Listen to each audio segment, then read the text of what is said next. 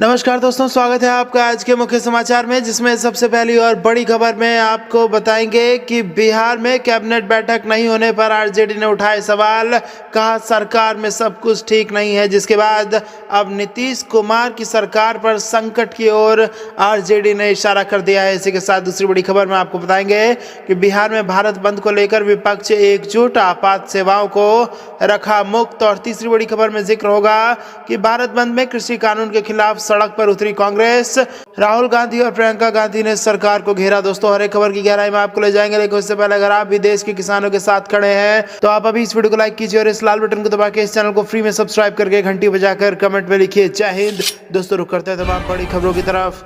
बिहार में कैबिनेट बैठक नहीं होने पर आरजेडी ने उठाए सवाल। कहा सरकार में सब कुछ ठीक नहीं। जी हां दोस्तों, 16 नवंबर को बिहार में नई सरकार का गठन हुआ, लेकिन अभी तक एक भी कैबिनेट की बैठक नहीं हुई है। बस सत्र शुरू होने से पहले एक बैठक 17 तारीख को बुलाई गई थी। 7 दिसंबर बीतने को है, लेकिन अभी तक कैबिनेट की बैठक नहीं हुई है। अब इसको लेकर बिहार में राजनीतिक सरगर्मी तेज हो गई है। कैबिनेट की बैठक नहीं होने पर विपक्ष के द्वारा उठाए जा रहे सवाल को लेकर बिहार सरकार के पूर्व मंत्री नीरज कुमार ने कहा, हम लोगों को होटवार जेल से इजाजत नहीं लेना पड़ता है, बल्कि यह सामाजिक प्रक्रिया है। विपक्ष को विधानसभा चुनाव में जो जनादेश का मातम मिला है, वह जान ले कि मुख्यमंत्री नीतीश कुमार की कार्य प्रणाली पर दुनिया में विमर्श होता है। विपक्ष क्या सवाल उठाएगा? विपक्ष की सरकार के समय में कैबिनेट किस चिड़िया का नाम है, उनके मंत्री को भी पता नहीं था। आरजेडी प्रवक्ता मृत्युंजय तिवारी ने कहा, 16 नवंबर को सरकार का गठन हुआ, फॉर्मेलिटी के तौर पर एक कैबिनेट की बैठक हुई, लेकिन आज तक एक कैबिनेट की बैठक सरकार नहीं कर पाई है। इससे अंदाजा लगाया जा सकता है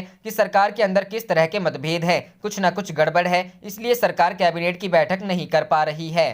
रुख करते हैं अगली खबर की तरफ। बिहार में भारत बंद को लेकर विपक्ष एकजुट, आपात सेवाओं को रखा मुक्त। जी हां दोस्तों, केंद्रीय कृषि कानूनों के विरोध में किसान संगठनों के मंगलवार को आहूत भारत बंद को बिहार के सभी प्रमुख विपक्षी दलों ने समर्थन दिया है। राष्ट्रीय जनता दल, कांग्रेस और वाम दलों के साथ राष्ट्रीय लोक समता पार्टी ने भी नए कृषि कानूनों को किसान विरोधी बताया है। विपक्षी पार्टियों ने कहा है कि वे बंद में तो शामिल हैं ही, नए कानून को वापस लिए जाने तक लगातार आंदोलन करती रहेंगी। आपात व आवश्यक सेवाओं को बंद से मुक्त रखा गया है। बंद के दौरान आम जनता को कोई असुविधा ना हो, इसके लिए पुलिस व प्रशासन सतर्क है। आरजेडी के प्रवक्ता चितरंजन गगन ने बताया कि पार्टी के नेता कार्यकर्ता पूरे बिहार में बंद के समर्थन में प्रदर्शन कर रहे हैं। प्रतिपक्ष के नेता तेजस्वी यादव भी पार्टी नेताओं और कार्यकर्ताओं के साथ सड़क पर उतरेंगे। कांग्रेस की विधानमंडल दल के नेता अजीत शर्मा ने कहा कि नया कृषि कानून किसानों का हक मारने की साजिश है, इसे कांग्रेस कभी सफल होने नहीं देगी। किसान संगठनों के बंद को समर्थन देकर कांग्रेस के कार्यकर्ता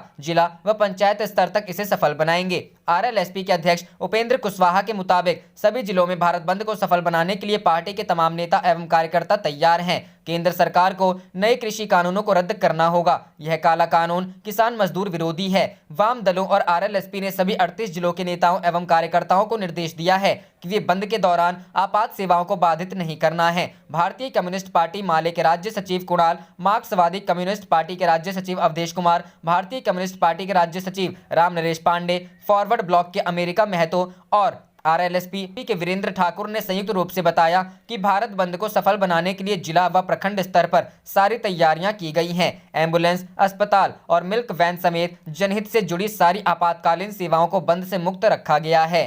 रुख करते हैं अगली खबर की तरफ। भारत बंद, कृषि कानून के खिलाफ सड़क पर कांग्रेस, राहुल प्रियंका ने सरकार को घेरा। जी हां दोस्तों, राहुल गांधी के अलावा प्रियंका ने भी किसानों के भारत बंद का साथ दिया और लिखा कि जो किसान अपनी मेहनत से फसल उगाकर हमारी थालियों को भरता है, उन किसानों को भाजपा सरकार अपने अरबपति मित्रों की थैली भरने के दबाव में भटका हुआ बोल रही है। ये संघर्ष आपकी थाली भरने वालों और अरबपतियों की थैली भरने वालों के बीच है। आइए किसानों का साथ दें। गौरतलब है कि कांग्रेस उन दलों में शामिल है जिन्होंने किसानों द्वारा बुलाए गए भारत बंद का खुलकर समर्थन किया है। दिल्ली के अलग अलग इलाकों में मंगलवार को कांग्रेस कार्यकर्ताओं ने विरोध प्रदर्शन किया और सरकार द्वारा लाए गए कृषि कानूनों को वापस लेने की मांग की। कृषि कानून को वापस लेने की मांग कर रहे किसान पिछले करीब 13 दिन से दिल्ली की सीमाओं पर डटे हैं। बुधवार को किसानों और सरकार के बीच छठे दौर की वार्ता होनी है। उससे पहले किसानों ने बंद बुलाया है। किसानों की मांग है कि तीनों कानून वापस हो, एमएसपी पर गारंटी दी जाए।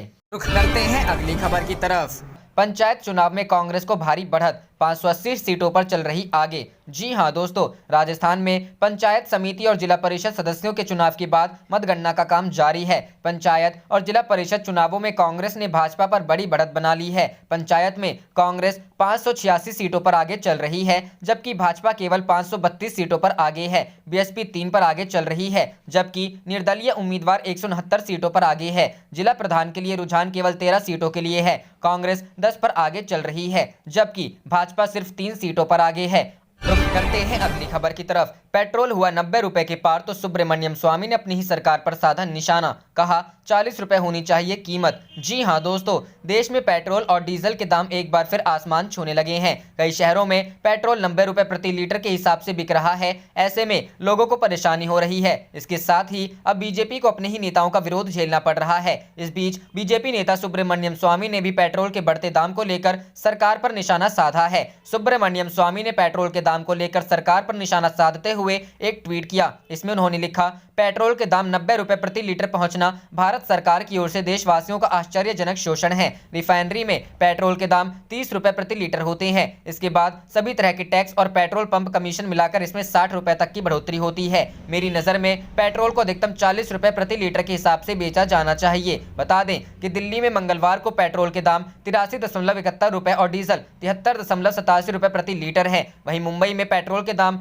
90.34 रुपए और डीजल 80.51 रुपए प्रति लीटर है। कोलकाता में पेट्रोल 85.19 रुपए और डीजल 77.44 रुपए प्रति लीटर है। चेन्नई में पेट्रोल 86.51 रुपए और डीजल के दाम 79.21 रुपए प्रति लीटर है। वहीं रविवार को पेट्रोलियम मंत्री धर्मेंद्र प्रधान ने अनुमान जताया कि पेट्रोलियम निर्यातक देशों के संगठन के कच्चे तेल का उत्पादन बढ़ाने के हाल के फैसले के बाद ईंधनों के दामों में स्थिरता आएगी। प्रधान ने कहा था, ओपेक ने 2 दिन पहले ही फैसला किया है कि वह कच्चे तेल का 5 लाख बैरल उत्पादन हर रोज बढ़ाएगा। इसका हमें फायदा मिलेगा और हमारा अनुमान है कि ईंधनों के दाम स्थिर होंगे। जब अंतर्राष्ट्रीय बाजार में कच्चे तेल के दाम बढ़ते हैं तो भारत में भी ईंधनों के दाम बढ़ते हैं। रुख करते हैं अगली खबर की तरफ। भारत बंद का व्यापक असर, घूम घूम कर बंद कराए जा रहे बाजार। जी हां दोस्तों, शेखपुरा जिले में भी भारत बंद को लेकर व्यापक असर देखने को मिल रहा है।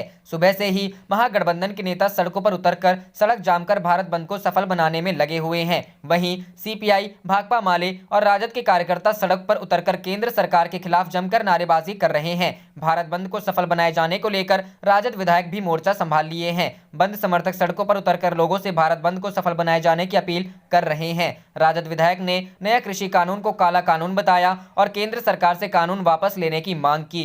करते हैं अगली खबर की तरफ।